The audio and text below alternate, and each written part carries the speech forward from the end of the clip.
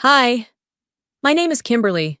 My husband told me we were building something together, said my parents' house would be the foundation of a future we'd own. I sold it. I signed the check. I even named the app.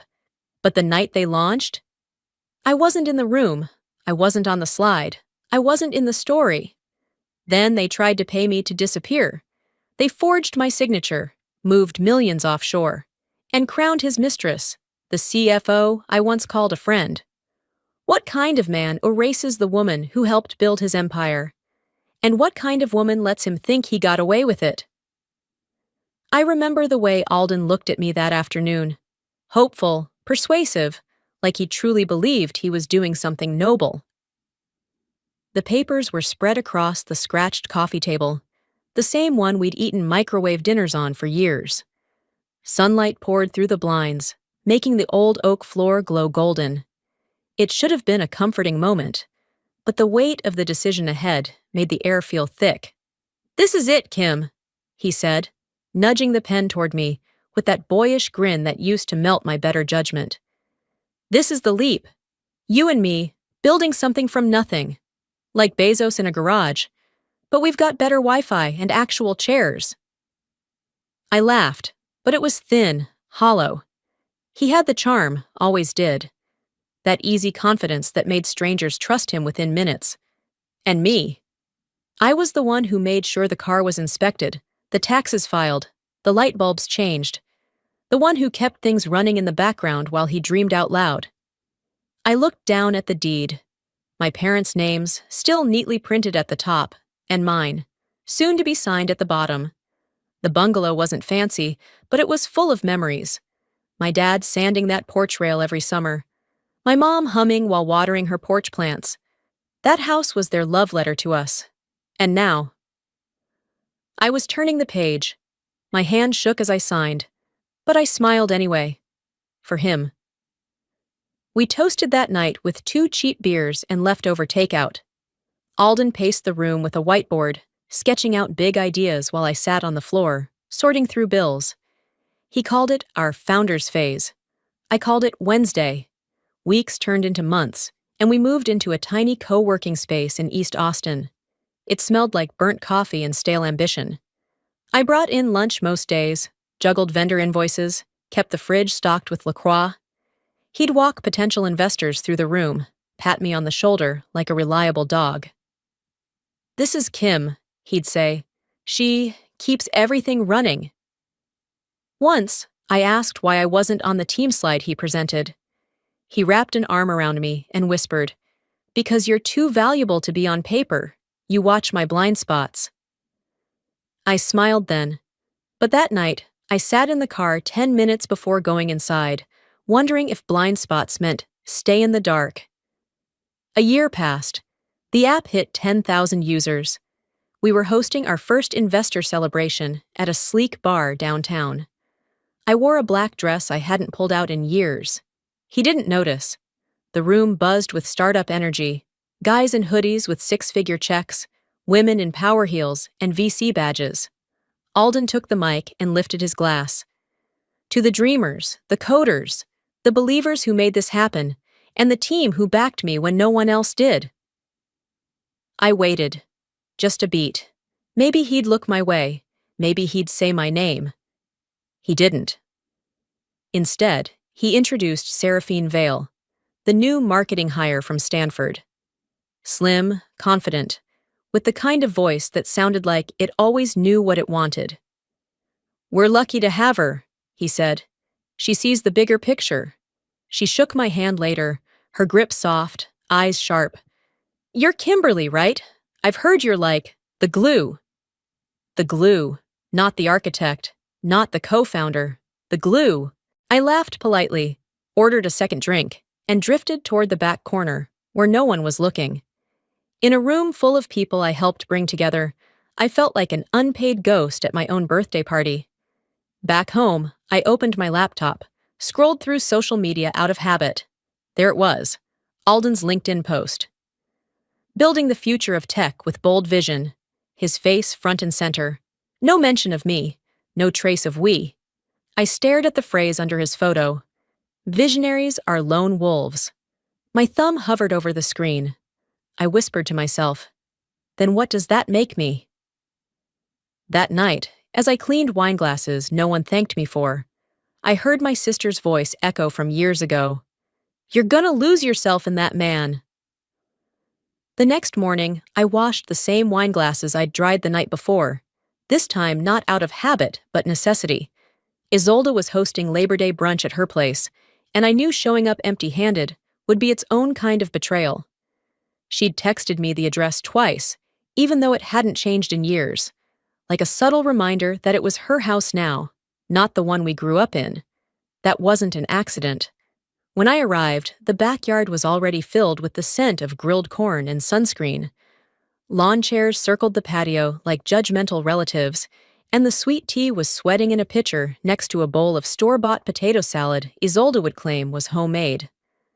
Look who finally decided to show, she called out, arms wide but eyes sharp.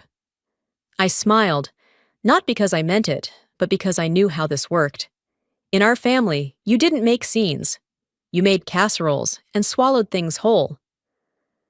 As I made my way through the crowd, I caught bits of conversation, mostly about Alden. His name floated above the hedges, carried by voices that didn't quite know how to talk to me without him as the headline. He's really something, huh? That app of his is everywhere now. I read he's speaking at some big tech event next month. I sat quietly near the edge of the patio, my plate balanced on my lap, the chicken dry enough to scrape the roof of my mouth. Across from me, Isolde raised her glass. To success, she said, eyes gleaming. And to riding the tech train while it's still hot. Just, don't end up in the caboose, Kim. Laughter scattered like loose gravel. I bit down on my fork harder than I should have, and nodded, forcing a laugh that sounded like it belonged to someone else. I was full before I sat down, I muttered, pushing the chicken around.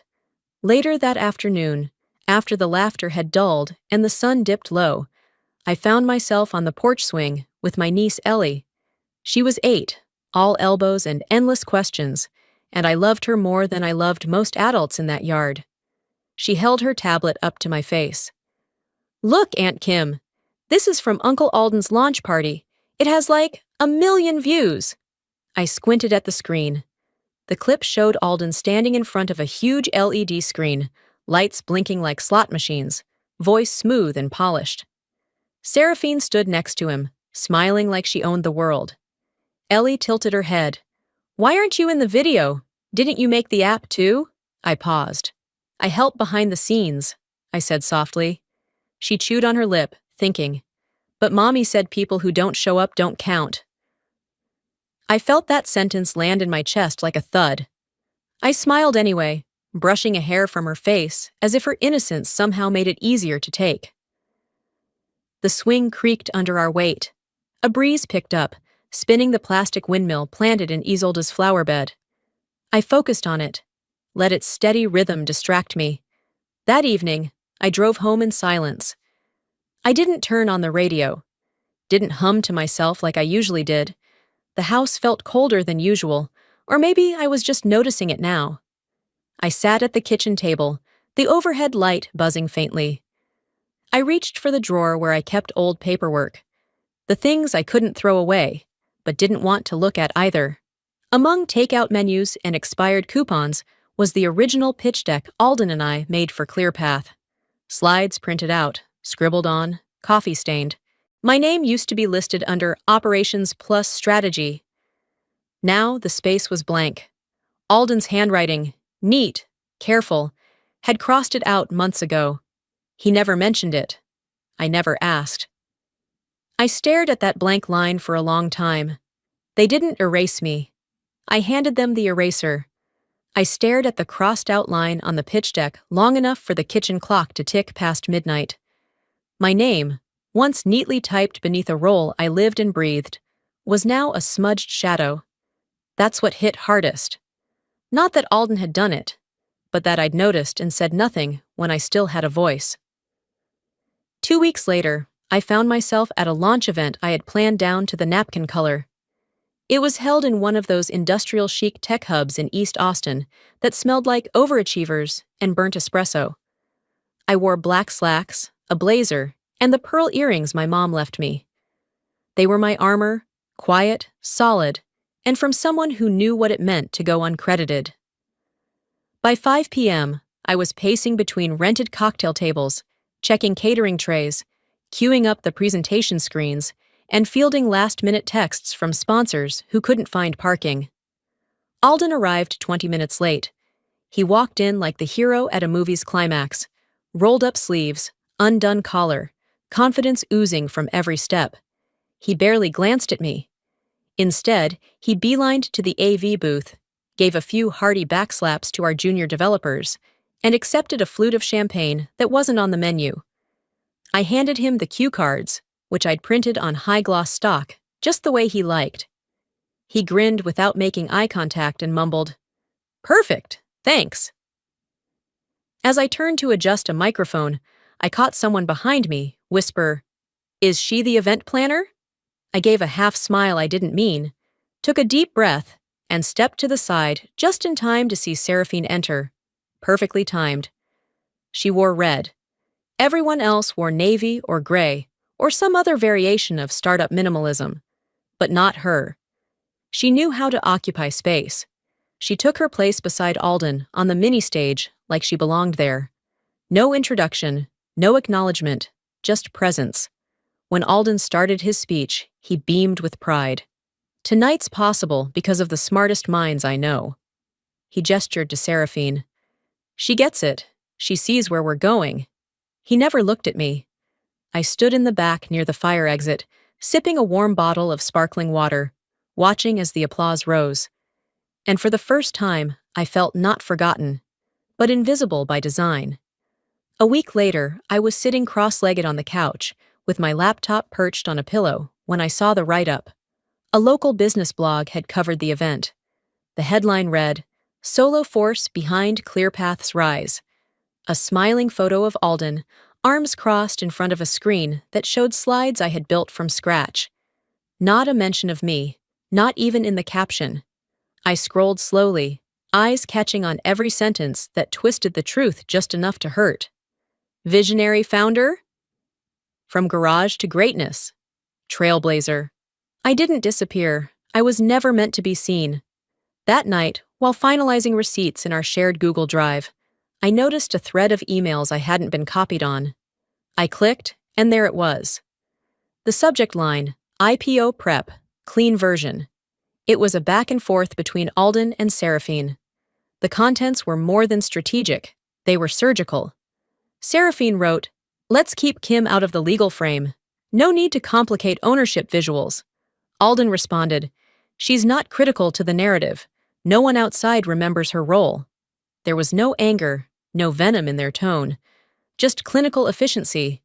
My stomach tightened, not from rage but clarity. This wasn't a misunderstanding, it was a choice. I had become inconvenient to the story they were building. The person who knew too much, but wasn't pretty enough for panels or bold enough for podcasts. So this is what erasure looks like, word by word. The day after I found that email thread, Seraphine texted me out of the blue. "Hey Kim, let's catch up. Been too long. Lunch on me?" I stared at the screen for a full minute, thumb hovering over the keyboard, then typed back, "Sure. Same spot downtown?" She responded instantly with a heart emoji. That figured. 2 days later, we met at a quiet little bistro near Congress, the kind with reclaimed wood tables, over-salted kale chips, and cold brew on tap. She walked in dressed like a feature in a tech blog, casual but intentional. Oversized sunglasses, soft waves in her hair, a tote bag slung over one arm like it didn't weigh a thing. "Kimberly," she sang, arms open wide. We hugged like acquaintances at a reunion, all performance and no substance. I sat across from her, letting her talk first. That was always the trick with people like her. They revealed more when they believed you weren't watching. She asked about my health, about yoga, about whether I'd seen the new mental health app Alden was pitching to VCs. I nodded along. I wasn't sure whether to laugh or scream. Halfway through her matcha latte, she leaned in, her voice lowered. "Kim, are you doing okay emotionally?" I blinked. "Excuse me?" She smiled the way someone does before slipping a knife under your ribs. Well, I've just noticed you've been distant. You don't come to meetings anymore. You seem off. We're worried. We. I knew what that meant. Alden. Maybe a couple of board members. Maybe just her playing ventriloquist again. I didn't flinch. I've been focused on operations, like always. She cocked her head, faux sympathy dripping off her tone. Of course, but operations can't thrive if the operator isn't stable. The rest of lunch passed in a blur of noise and forced smiles. When we said goodbye, I watched her walk away, hips swinging like she was on a catwalk. I sat in my car for a long time before driving off. That night, I pulled the old folders from my closet. Hard drives, thumb drives, legal binders. Years of work. I clicked through old company records, saved contracts, buried emails. It was after midnight when I found it. A PDF labeled Internal Review Memo Not Final. The preview alone made my chest tighten. Concerns have been raised regarding Kimberly Keene's emotional reliability. I opened it and read every line. Mood instability during team presentations. Attachment to legacy practices that no longer align with company vision. Resistance to change due to personal investment in outdated frameworks. Author, Seraphine Vale. CC'd, Alden Rhodes. I didn't cry. I didn't even get angry. I felt cold, measured. They weren't just sidelining me. They were building a legal case for my disappearance. A narrative of fragility, of volatility, so if I ever objected or fought back, they could say, "Look, we warned you, she's not well," and people would believe it. Because Seraphine had charm, because Alden had a reputation, and because I'd been quiet too long. They weren't just ignoring me. They were preparing to replace me, on paper and in people's minds. The next morning, I parked outside that same cafe again. Not to eat, just to think. I scrolled through my photos, stopping on one from college. Me and Seraphine, arms around each other in dorm t-shirts, smiling like idiots. She didn't stab me in the back. She held my hand the whole time and squeezed the blade deeper. I deleted the photo, not out of spite, out of clarity. That was the first time I let go of something that didn't deserve a place in the next version of my life. I left the cafe feeling like I'd been sleepwalking through a trap I helped design. The sun was sharp, the breeze too soft to cut through the heaviness in my chest. At home, the quiet waited for me like a patient enemy. When I opened the front door, there was a padded envelope leaning against it. No return label, no handwriting, just blank, sterile anonymity. I brought it inside like it was a box of glass. Inside, a thick contract, legal boilerplate wrapped in expensive bond paper. My name printed in bold on every page. And at the top, settlement and non-disclosure agreement. I scanned the first section. If signed, I would receive a one-time payment of $125,000 in exchange for relinquishing any present or future claim to ClearPath's intellectual property, withdrawing any acknowledgement of contribution to the company's founding or operational framework, agreeing not to speak publicly about my involvement, ever. There was a yellow sticky note on the last page, crooked and handwritten. Just 5 words. Let's end this gracefully. Graceful. I read through it twice, then a third time, each pass tightening something in my chest. I wasn't furious, not yet. I was stunned. They'd calculated the cost of my silence, labeled it, priced it, wrapped it in polite words, and couriered it to my doorstep like a thank you card for playing the background. I stared at the sticky note. Seraphine always did know how to put a bow on a dagger. The next evening, I met Alexis at a small Italian place we'd gone to since college. She was the only person outside of the company who'd seen me before the titles, before the startup dinners and brand colors, and the carefully curated lives we pretended were spontaneous. She arrived late, waved off the waiter like she owned the place, and sat across from me with a glass of Pinot already in hand.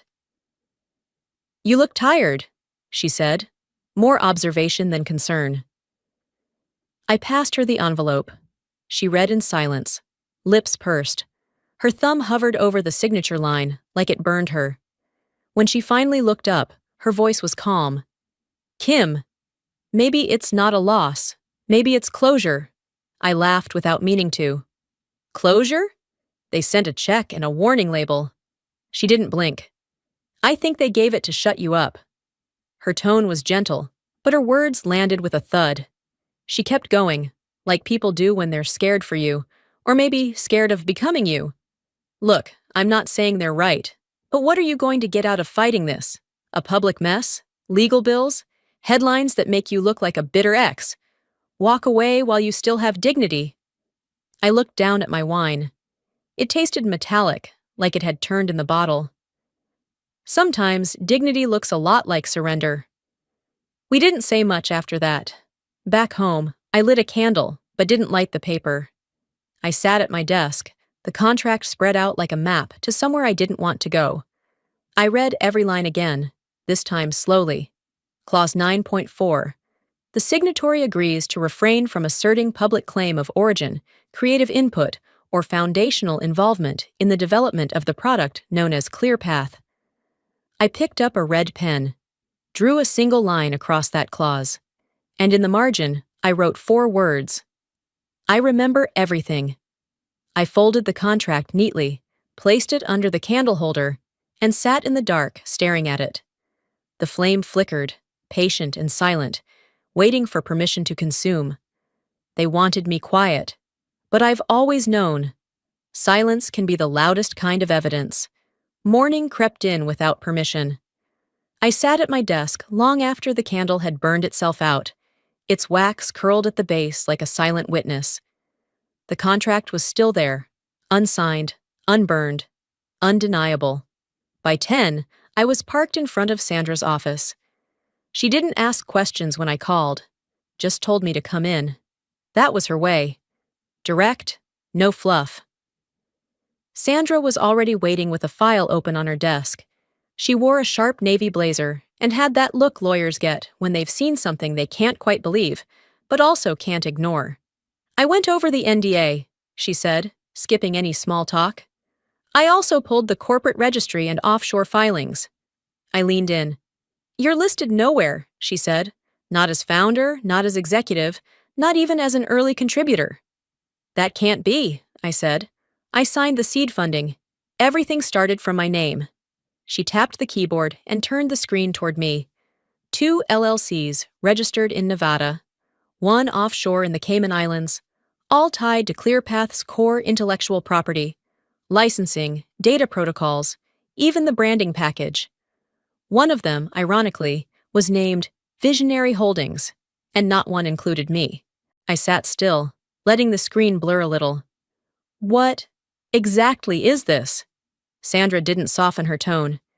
It's theft, Kimberly, wrapped in smart structuring and made to look like efficiency. Then she clicked another tab. A scanned signature. This document, she said, was submitted as your approval for IP transfer. You recognize that? I leaned forward. The handwriting looked familiar, frighteningly so. My name, my loops, my spacing. But it wasn't mine. My signature had always curled the K inward. This one flicked up and out, just a touch. But enough. They forged me, Sandra nodded. Or someone traced you close enough that they thought they'd get away with it. The next hour passed in sharp, clipped questions. She started flagging potential lawsuits, SEC implications, whistleblower protections. I nodded along, though my mind was already somewhere else, somewhere smaller, colder, like the inside of a locked cabinet. I didn't feel rage. Not yet. I felt something worse. Confirmation. They hadn't just pushed me out of the story. They'd rewritten it completely. I left Sandra's office with copies of everything, the folder heavy in my arms. I didn't drive straight home. Instead, I headed west. I needed space, and the hill country always gave it to me. Somewhere between Driftwood and Wimberley, I pulled off at a rest stop, parked under the shade of an oak, and sat there with the windows cracked. In the glove box, under old registration slips and faded receipts, was something I hadn't touched in years. A sealed envelope from my mother. She had written it months before she passed, but I hadn't been ready to read it then. I was afraid of what it might say. Or worse, what it wouldn't. I tore the seal slowly. Her handwriting was steady, the kind you only see on thank you cards and sympathy notes. I could hear her voice with every word. If you ever feel like everyone else owns the story, remember, you still have the pen. That line hit harder than anything Alden or Seraphine had ever said. I folded the letter back into its envelope, gently, like it deserved reverence. The wind picked up a little outside, rustling dry grass and stirring the dust off my tires. I looked out at the long stretch of road ahead and whispered, "Not anymore." This chapter's mine, the crown that wasn't mine. By the time I drove back into the city, the sky was overcast with the kind of gray that felt deliberate, like the world had conspired to dull the colors around me. I pulled into my driveway, turned off the engine, and sat still long enough for my seatbelt alarm to chime twice before I moved. The letter from my mother was folded neatly in my glove box now, tucked beside registration papers and a half-used parking pass from a holiday party Alden never thanked me for. That night, I laid in bed staring at the ceiling, not thinking, not planning, just listening to the steady creak of the ceiling fan. And then came the email. Subject line: Texas Innovation Summit. RSVP for Mr. Rhodes, plus guest. The assistant had CC'd me like I was some afterthought. Just confirming your attendance as Mr. Rhodes' partner. I nearly deleted it, but something made me reply. Confirmed. Saturday came quickly. The hotel was downtown, wrapped in banners and tech logos like a modern-day coliseum. People in polished shoes and expensive watches checked in with printed QR codes and fake smiles. At the table, the young man scanning badges asked without looking up, "Name?" "Kimberly Keene?" He paused, scrolled, then said, "You're listed under the spouse section." My smile didn't reach my eyes. "Of course I am." He handed me a plastic badge, bold gray letters, "Partner, Domestic." I stepped into the ballroom and felt like I'd walked into a curated illusion. Spotlights, high-top tables with floral centerpieces, screens looping product animations and investor reels. Across the room, I saw Alden, already surrounded by VCs and reporters. He looked completely at home, like none of this had ever belonged to anyone but him. The section I was guided to sat far from the stage, near a bar where two women compared recipes for lemon cake and debated whether their Pilates instructor was really certified. "I used to build pitch decks," I murmured under my breath. "Now I'm expected to swap crockpot ideas." I sipped my champagne, warm, cheap, and turned my attention to the stage. The MC stepped up, all polished hair and cue card confidence. "Tonight, we celebrate innovation, leadership, and the visionaries shaping tomorrow." And then it came. This year's rising tech icon, Seraphine Vale. The applause was thunderous. I didn't clap. Alden kissed her cheek before she climbed the stage. Flashbulbs went off like fireworks. Seraphine took the mic. "I'm here because great teams and great vision empower women like me." Behind her, the giant LED screen flashed images, mock-ups, interface designs, strategy roadmaps. I knew them all. I'd made half of them. My work stood behind her, silent and obedient. I clenched my glass so tight I thought it might snap. But I didn't cry, didn't flinch. I stood up, walked out slowly. No one followed. The hallway outside was dim and quiet, a mercy. I sat on a bench by a vending machine, the hum of the refrigerator, the only sound keeping me company. My phone buzzed. A text from Alden. "Hope you enjoyed the show. Sorry they seated you wrong." I stared at it for a beat, then typed back. "You did everything exactly right, if your goal was to crown the wrong queen." I set my phone down, watched the screen fade to black. By Monday, I had an email drafted. No rage, no regret. Just 3 attachments labeled, Phase 1. Monday morning didn't come with thunder or revelation. It came with coffee, black, quiet, steady. I sat at my kitchen counter, robe still cinched tight, laptop open, cursor blinking like a dare. My finger hovered for a moment, then clicked send. Subject: Ownership clarification, legal action pending. To Sandra, CC, ClearPath Board of Directors, SEC Investigations, Division Attachments, Seed Investment Agreement, notarized. Email from Alden Rhodes. Subject: Founding Day Details. Original pitch deck. Author: Attribution Metadata. No rage, no regret, just facts, lined up like dominoes. And with that, I sipped my coffee. Not to celebrate, just to mark the start of something irreversible. I didn't go back to bed. Instead, I paced. Folded laundry I didn't need to fold. Watered the plant on the windowsill that was already dying. My hands needed something to do while my name began rewiring someone else's narrative. By sunset, I was standing at my front door, lights off, curtains drawn halfway. I heard the gravel crunch before I saw the car pull up. Alden. He stepped out slowly, wearing that same charcoal coat he reserved for board meetings and second chances. He walked up the steps like he still belonged in my world. I opened the door just before he could knock. Kim, he said. That name had never sounded cheaper. You didn't have to do this. I held my stance. You're right. I could have gone louder. He shifted, smiled like a salesman trying to recover a lost deal. There's been a misunderstanding. We could work this out privately. No press, no public filings, just us. I stepped back inside for a second, returned with an envelope. This isn't private anymore, I said, handing it over. It's a demand letter with injunctive relief outlined on page 3.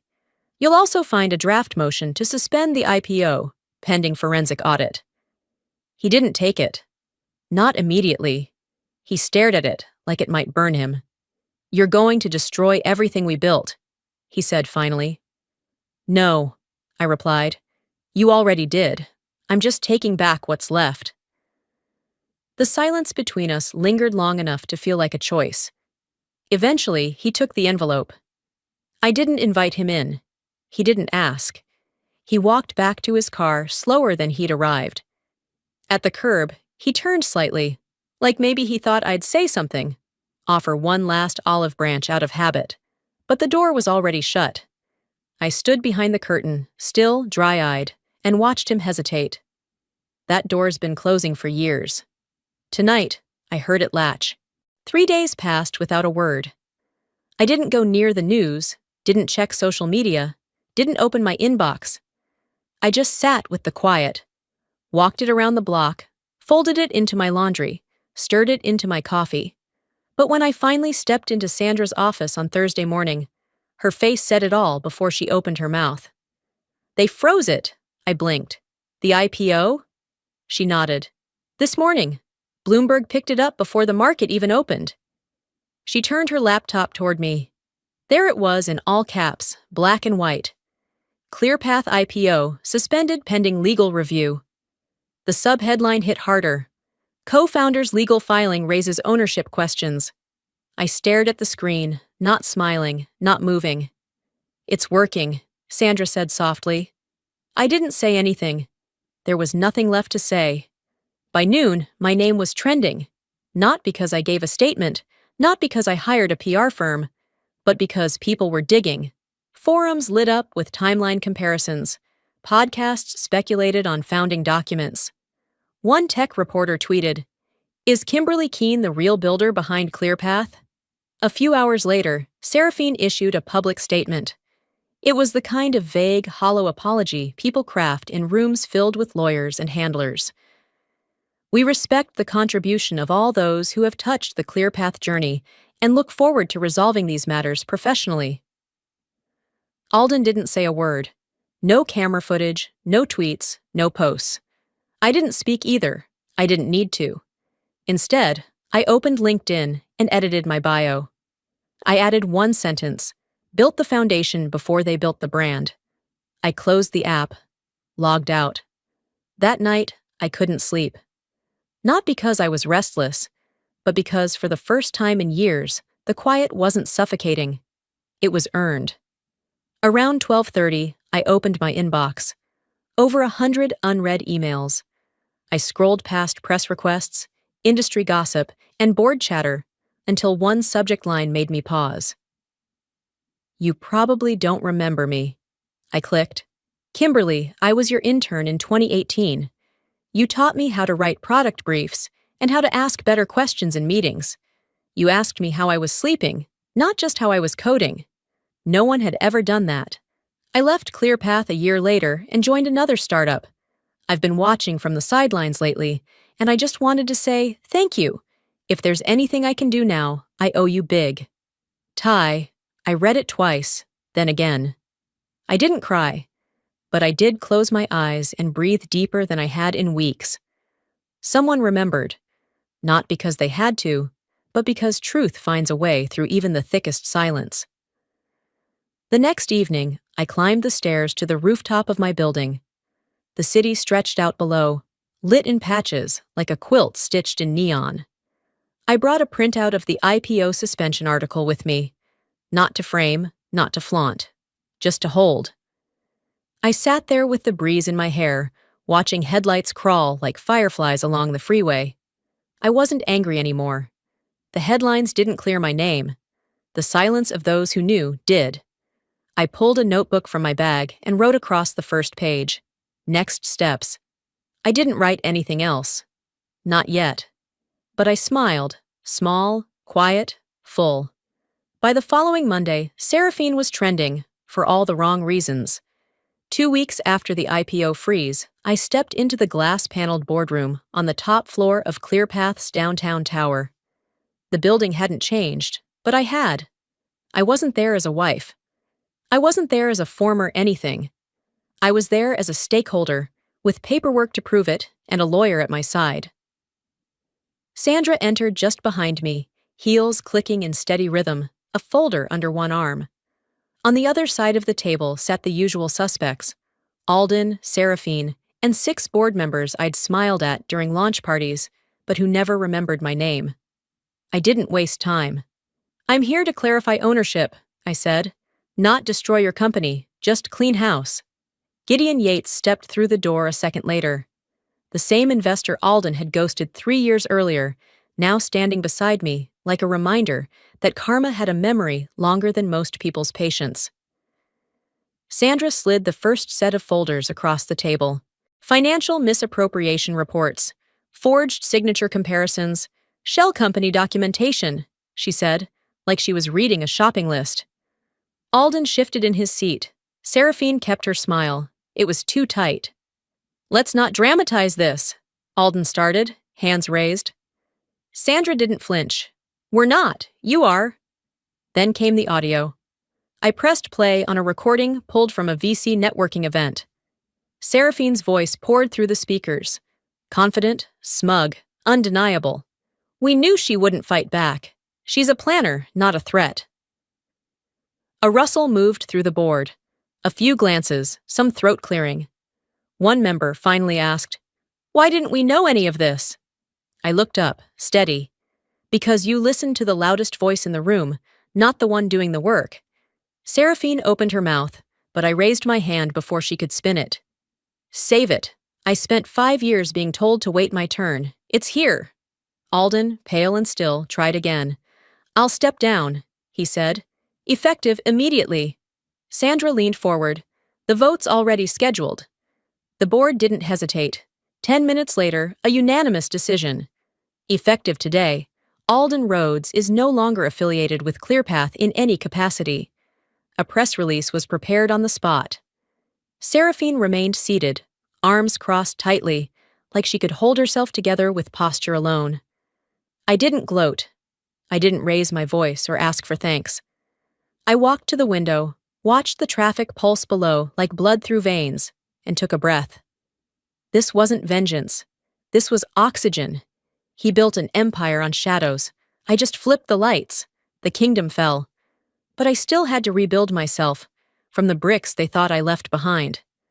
3 days passed without a boardroom, a camera flash, or anyone asking for my side. Not even Sandra pushed. She knew what it meant when someone chooses quiet after a storm. It's not retreat, its restoration. Still, my phone never stopped buzzing. Voicemails stacked up, interview requests from NPR, Fast Company, even CNN. Producers used words like redemptive arc, courageous voice, tech's unsung heroine. Sandra called once to check in. "You want to go exclusive?" she asked. "We can control the narrative." I looked out the window, past the half-dead herb garden I hadn't touched since spring. "No," I said. "Let the noise chase them. I'm done auditioning for credit." Instead, I opened my laptop and typed a single post. Some truths are louder in silence. I'll let the record speak. It hit 500,000 likes in 2 hours. That evening, I was slicing an apple in the kitchen when the doorbell rang. I didn't expect anyone. I certainly didn't expect Isolde. She walked in without waiting, a bottle of red under her arm, and a look on her face that wasn't apology, but something close. "No glass in hand?" she said, holding the wine up like it was her permission slip. "I figured you'd bring your own," I replied. We sat at the kitchen table like we had 100 times before we became different people. She poured. We clinked glasses, out of habit, not ceremony. She cleared her throat. "I didn't think you had this in you." I didn't blink. "That was your mistake." She nodded, looked down at her glass, then back up. "I didn't mean it as an insult." "I know," I said, "but you did mean it." There was a long pause. She didn't apologize. I didn't ask her to. "I just thought, he was the one with the vision. You were the structure. I didn't know structure could burn it all down." I smiled, small and flat. Structure holds the matches too. We didn't talk much after that, just sat, sipping in the shared silence of two sisters who knew they'd never be close, but had finally stopped pretending they were enemies. Later that night, I climbed to the rooftop of my apartment building again. The city blinked below, unaware that anything had changed. I scrolled through a few of the messages I'd been ignoring, DMs from women, from interns, from strangers. "You made me feel seen. I walked away from a toxic team today because of you. I didn't know quiet could be this powerful." I let the words settle. I let them land. Then I opened my voicemail. There was one left, unsaved, unplayed. "Alden." I didn't need to listen to know what it said. The rhythm of his regret had been rehearsed in my head for years. I deleted it with one tap. Some rooms you don't need to re-enter. Closure isn't always a door. It's the decision to walk past it. The world now knew what I wasn't, but I was just beginning to decide who I would be next. 6 months later, I walked across the tiled lobby of the University of Texas Business School with a minimalist tote over one shoulder and zero desire to impress anyone. I didn't bring slides, no entourage, just my voice. The auditorium wasn't packed. A few rows of students, mostly early 20s, some curious, others clearly just here for the class credit. A handful of faculty sat in the back, whispering the way professors do when they're pretending not to be impressed. As I approached the podium, a few students looked up from their phones. One of them nudged the girl next to him and whispered, "That's her." But no one rushed me. No one clapped. I didn't need them to. I took a sip of water, adjusted the mic, and looked straight ahead. "I'm not here to talk about betrayal," I began. "I'm here to talk about boundaries." The room went still. "It's easy to build something when you're fueled by love," I said. "That part comes naturally. You give everything because you believe in it. You don't stop to ask who's writing the credits. You just build." I walked slowly across the stage. No slides behind me, just my words. But keeping your name on what you built when it grows, that's where the real work begins. That takes foresight. It takes clarity. And most of all, it takes self-respect. They were listening now. I spent years doing the invisible work, the unpaid, untagged, unthanked kind. I thought that if I stayed silent, people would notice more. Turns out, silence isn't a signal. It's a script. And if you don't speak, someone else will fill your lines for you. I paused, let that settle. I deleted a voicemail once, never played it. Not because I was afraid of what it said, but because I was afraid I'd believe it mattered. That got a few heads tilting. I'm not a cautionary tale. I'm not a headline. I'm not even angry anymore. I'm just a woman who finally realized that the story I helped build was never mine, unless I claimed it. The room didn't erupt. There were no standing ovations. Just a silence I recognized. The kind that means people heard more than they expected to. After the talk, I stepped into the lobby to catch my breath. That's when she approached, a student, maybe 21, hair pulled back in a low bun, eyes wide but steady. She handed me a folded note. "I'm the silent one in my startup team," she said. "Thank you for making space for people like us." I touched her shoulder gently. "You don't need a microphone to be heard. You just need receipts." She smiled, walked away. Outside, the sky was leaning into dusk. The world didn't look different, but I did. Back at my workspace, a small, cozy studio off South Congress, I pinned the student's note next to my mother's letter. I didn't read either. I didn't need to. Then I opened a blank document. Not for a lawsuit, not for a press release, just a new page. And just like that, I wasn't the story they buried. I was the story I chose to tell,